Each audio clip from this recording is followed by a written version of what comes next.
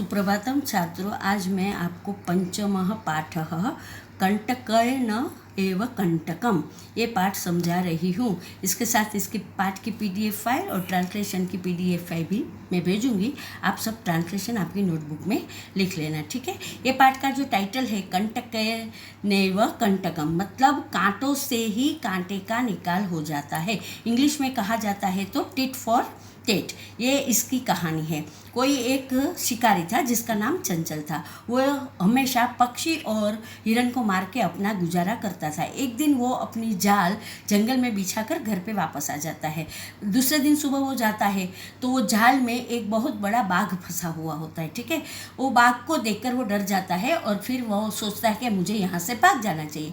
वो भागने की कोशिश करता है तो बाघ तुरंत ही उसे बोलता है कि तू मेरे से डर मत, मैं तुझे नहीं मारूंगा, पर एक काम कर, मुझे बहुत प्यास लगी है तो तू मुझे पानी पिला दे, ठीक है। तो चंचल ने उसे पानी देकर पानी पिलाया तो व्याघ बोलता है ठीक है, अब मेरी प्यास बुझ गई है, अब मैं तुझे खा जाऊंगा।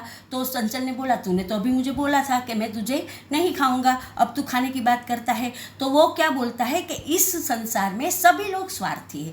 जाकर पूछा तू सबको कि पहले जाके नदी को पूछ, वो तुझे क्या जवाब देती है। तो चंचल नदी के पास जाता है, नदी को पूछता है कि क्या दुनिया में सब लोग स्वार्थी है। तो नदी बोलती है देखो, सब मनुष्य मेरे में नहाते हैं, मेरे में कपड़े धोते हैं और मेरे में खुद की गंदगी फेंकते हैं। मैं पानी पिलाती हूँ तो भी मेरे में गंदगी फेंकते हैं, तो हाँ सब लोग स्वार्थी है। फिर वो बोलता है, पेड़ के पास जाता है, पेड़ को पूछता है कि क्या सभी ये लोग इस संसार में स्वार्थी है। तो पेड़ भी ऐसा ही बोलता है कि हाँ देखो, मैं सब मनुष्य को छाया देता हूँ, फल देता हूँ, पत्ते देता हूँ, तो भी मुझे कुल्हाड़ी से वो लोग काटते हैं। तो इस तरीके से सब लोग यहाँ पर स्वार्थी ही होते हैं।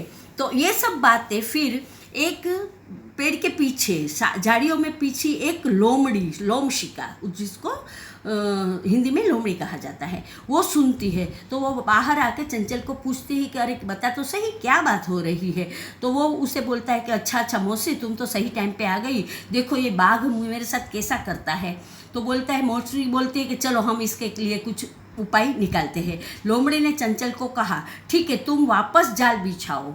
तो चंचल ने वापस जाल बिछाई। फिर वो लोग बाघ को बोलती है कि एक बार तू मुझे देखा कि तू कैसे उसमें फंस गया था। तो बाघ जाके वापस उसमें जाल में गया तो वो वापस फंस गया। फिर लोमड़ी ने उसे बोला कि तू फंस गया है, ठीक है, चल अब बाहर निकलने की कोशिश कर, कैसे निकलेगा। तो वो एकदम कूदता है पर वो बाहर नहीं निकल पाता है।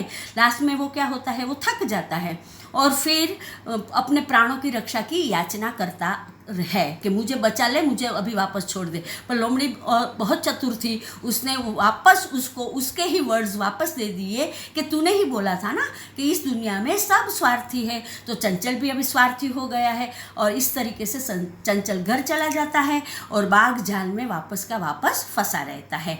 तो ये धन्यवाद छात्रों, आप लोग ये सब आपकी नोटबुक में लिख लेना।